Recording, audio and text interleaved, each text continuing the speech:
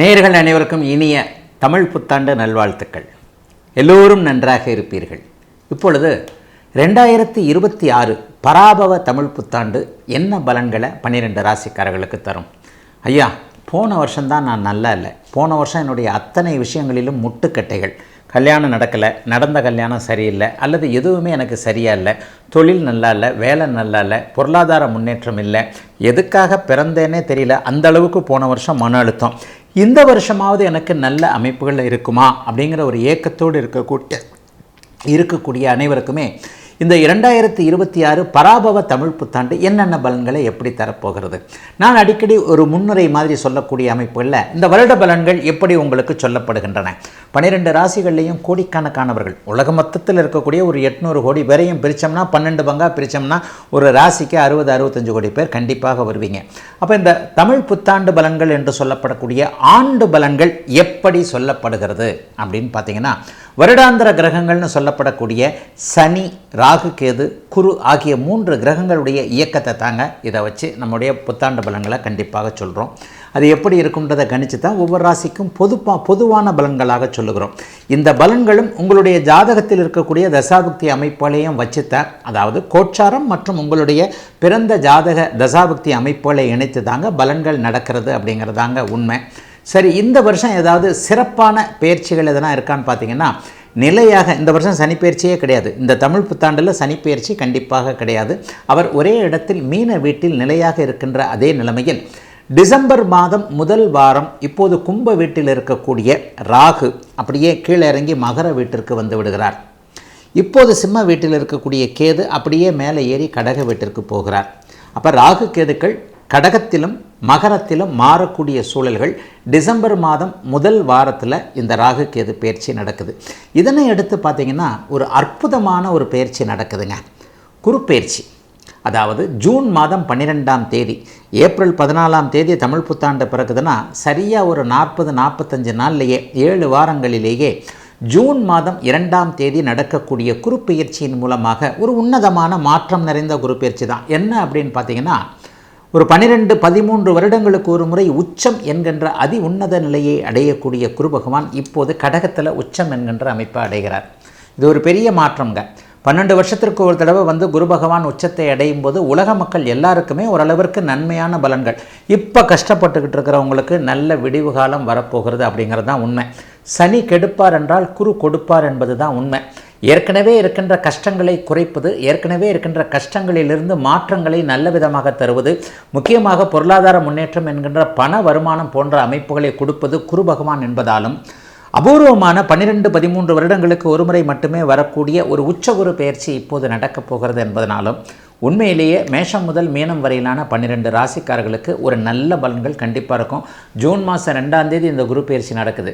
ஒரு 3-4 மாதங்களுக்கு பிறகு அதிசாரம் என்கின்ற முறையில் போன முறை எப்படி அவர் மாறினாரோ அதை போலவே டக்குன்னு அடுத்த ராசிக்கு மாறினாலும் பின்னாடி அப்படியே வேறு மாதிரி வந்துடுறாரு. இந்த குரு பயிற்சியின் மூலமாக டிசம்பர் மாதத்திலிருந்து கேள யோகம் என்று சொல்லப்படக்கூடிய கோடீஸ்வர யோகம் கடகத்தில் ஏற்படுது. இந்த கடகத்தில் குரு கேள யோகம் ஏற்பட்டாலே உலகத்தில் இருக்கிறாங்க இப்போ இருக்கிறவங்களுடைய பொருளாதார முன்னேற்றம்லாம் கொஞ்சம் ஓரளவுக்கு சீராகி இப்போ கஷ்டப்பட்டுக்கிட்டு இருக்கிறவங்களுக்கு ஒரு 6 மாதம் கழித்து கொஞ்சம் நன்மைகள் நடக்கக்கூடிய தன்மைகள் கண்டிப்பாக உண்டுங்க. ஆக எல்லா நிலைமைகள்லையும் பார்க்கும் பொழுது ராகு கேது குருப்பெயர்ச்சி சனிப்பெயர்ச்சி என்பவை ஓரளவிற்கு நல்ல பலன்களை தரக்கூடிய நிலைமைகளில்தான் இப்போது 12 ராசிக்காரர்களுக்கும் இருக்கிறது. பெரிய சோதனைகள் இந்த தமிழ் புத்தாண்டில் இருக்காது. ஆகவே சென்ற வருடத்தைப் போல அல்லாமல் அல்லல் பட்டு கொண்டிருக்கின்ற கஷ்டப்பட்டு கொண்டிருக்கின்ற மக்கள் அனைவருக்குமே இந்த பராபவ தமிழ் புத்தாண்டு ஓரளவிற்கு உற்சாகத்தையும் புத்துணர்ச்சியும் தரக்கூடிய புத்தாண்டாகவே அமையும் என்பதை கண்டிப்பாக எதிர்பார்க்கலாம். இப்போது மேஷம் முதல் மீனம் வரையிலான 12 ராசிக்காரர்களுக்கு தனித்தனியாக எப்படிப்பட்ட தன்மையில் இந்த தமிழ் புத்தாண்டு இருக்கும்ன்றதை பார்த்துடலாம். நிறைவாக மீனராசிக்காரர்களில் உத்திரட்டாதி நட்சத்திரக்காரங்க தப்பிச்சு பிழைப்பீங்க. கடந்த ஒரு வருஷமாக இருந்து வந்த வேதனைகள் எதுவுமே இப்போது மீனராசிக்காரர்களுக்கு இருக்காது. உத்திரட்டாதி நட்சத்திரக்காரர்கள் கடந்த ஒரு வருஷமாக நல்லா இல்லைன்றது தான் இதில் ஒரு மறைமுகமான செய்தி. ஐயா, நான் எதிர்காலத்தை சொல்கிறேன், அப்புறம் விடுங்க. போன வருஷம் உங்களுக்கு நல்லா இல்லைன்றது உங்களுக்கே தெரியுமில்ல. அப்போ அந்த நல்லா இல்லாத உத்திரட்டாதி நட்சத்திரக்காரர்கள் எல்லோருக்குமே நன்றாக இருப்பதற்கான மாற்றங்கள், ஜென்மச்சனியிலிருந்து விளக்கம். ஜென்மச்சனி முடியலைங்களே, அப்புறம் மட்டும் என்ன அதுக்கு மட்டும் தனியாக சொல்கிறீங்க? உத்திரட்டாதி நட்சத்திரத்திலேருந்து இப்போ விலகுவார், ரேவதி நட்சத்திரத்துக்கு உள்ளே போவார். கடந்த 4-5 மாதங்களாக, அது எந்த 4-5 மாதங்கள்ன்றது ஒவ்வொருத்தருக்கும் மாறுபடும். ஒரு 4 மாதம் பெரிய அளவில் மன அழுத்தத்தில் ஒரு மாதிரியான பணப்பிரச்சனை, மனப்பிரச்சனை, உள்ள பிரச்சனை, இந்த மாதிரியாக சொத்து கித்துக்கள், குடும்பங்கள் யாருமே என்னை புரிஞ்சிக்க மாட்டீங்களா, இப்படி இல்லாமல் துரோகம் பண்ணுவாங்க, இப்படி இல்லாமல் ஒருத்தர் ஏமாற்றுவாங்கன்ட்டு ஒரு மாதிரியாக எல்லாவற்றையும் இழந்து, பணத்தை இழந்து, மனத்தை இழந்து, உடலை இழந்து தவித்து கொண்டிருக்கின்ற, தத்தளித்து கொண்டிருக்கின்ற உத்திரட்டாதி நட்சத்திரக்கார மீனராசிக்கார ஆண் பெண் இளைய பருவத்தினர் எல்லாருக்குமே பெரிய நிம்மதியை இந்த 2026 தமிழ் புத்தாண்டு கொடுக்கும். ரேவதி நட்சத்திரத்திற்கு சிக்கல்கள் ஆரம்பிக்கும். உள்ளதைத்தான் சொல்லணும், ஜோசியம் அப்படித்தான். 30 வயதுகளில் இருக்கக்கூடியவர்கள் உஷாராக இருக்க வேண்டிய அமைப்புகள் உண்டு. காதல் வேண்டவே வேண்டாம். இந்த நேரத்தில் தான் ஒரு பெரிய இது வரும், பழக்க வழக்கம். அந்த 6 மணி ஆனால் ஒரு கடைக்கு முன்னாடி இப்படியே பைக்காக நிற்கிது பாருங்கள்.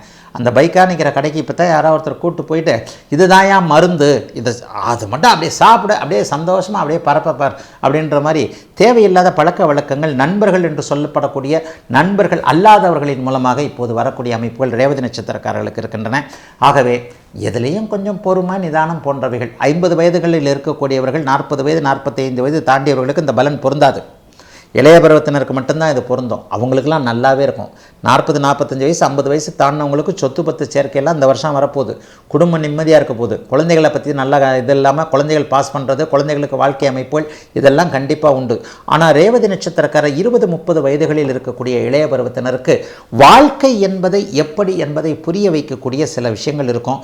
வேலையை விட்டுறாதீங்க, தொழிலெலாம் ஆரம்பிக்க வேண்டாம், மாமாவை நம்பினேன், மச்சானை நம்பினேன், 6 உயிர் நண்பனை நம்பினேன் அப்படின்ற மாதிரி அவங்க எனக்காக ஒரு உயிரை கொடுப்பாருங்க அப்படின்லாம் டயலாக் பேசிக்கிட்டு இருப்பீங்க. உயிரை கொடுக்குற சந்தர்ப்பம் இல்லை, 100 ரூபாய் கொடுக்குற சந்தர்ப்பம் வரும்போது எந்த பக்கம் சந்தில் ஒளிஞ்சு ஓடுறாருன்றதை பார்த்த உடனே அப்படியே பக்குன்னு இருக்கும். ஐயோ இவ்வளோ தான் ஃப்ரெண்ட்ஷிப்பா அப்படின்ற மாதிரி இருக்கும். ஆக உயிர் நண்பர்கள் என்று சொல்லப்படக்கூடிய சிலரை அப்படியே அடையாளம் காட்டப்படக்கூடிய, புரிய வைக்கக்கூடிய தன்மைகள், உறவுகளை புரிய வைக்கக்கூடிய தன்மைகள், வாழ்க்கையை புரிய வைக்கக்கூடிய தன்மைகள்லாம் இப்போது மீனராசிக்காரர்களுக்கு இருக்கிறது. மீனராசிக்கார இளைஞர்கள் எதிலும் அவசரப்படாமல் இருக்கக்கூடிய தமிழ் புத்தாண்டாக இந்த புத்தாண்டு இருக்கும். மற்றபடி வியாபார பெருமக்கள் பெரியவங்க எல்லாருக்குமே வியாபாரம் நல்லாயிருக்கும், தொழில் நல்லாயிருக்கும், முன்னேற்றம் இருக்கும். குடும்பத்தில் பெரிய வளர்ச்சி இருக்கக்கூடிய 2 விதமாக செயல்படக்கூடிய தமிழ் புத்தாண்டாக அமைந்திருக்கிறது மீனராசிக்காரர்கள் எல்லோருக்கும் இந்த தமிழ் புத்தாண்டு.